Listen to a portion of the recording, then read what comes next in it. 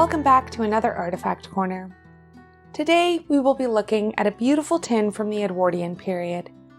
This Columbia Crystallized Canton Ginger tin states that it was imported by Austin Nichols Company of New York. Crystallized or candied ginger was a lovely sweet treat, or could be used in dessert recipes. Let's learn a bit more about candied fruit and the Austin Nichols Company. The Austin Nichols Company was founded as a grocery wholesaler in 1879. They kept moving their headquarters before erecting a 10-story building on 55 through 61 Hudson Street in Tribeca. They also operated 8 smaller locations in Manhattan. In June of 1912, Austin Nichols Company's Vice President, Harry Balfe, announced his intention to consolidate all operations in a single building on the Brooklyn waterfront.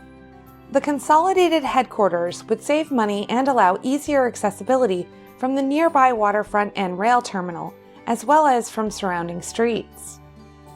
The Brooklyn Bureau of Buildings approved the plans for the building at 184 Kent Avenue in April of 1914, and the company moved in and began operations in January of 1915. They stayed in the building through the 1950s and then moved to Queens, where they changed to be a liquor and spirits distributor only, something they still do to this day. So what is crystallized ginger, and when and why did people start doing this to fruit? Crystallized or candied fruit is whole or smaller pieces of fruit, including the peel, heated in a sugar syrup, which absorbs the moisture from the fruit and replaces it. By doing this, the fruit is preserved and lasts far longer than leaving it fresh. All ancient peoples used this method to preserve fruit. They either used sugar or honey depending upon their availability. The Romans made elaborate dishes using candied fruit, which was basically a delicacy. The practice of preserving fruits with sugar and honey continued throughout the Middle Ages, again being a delicacy for the wealthy.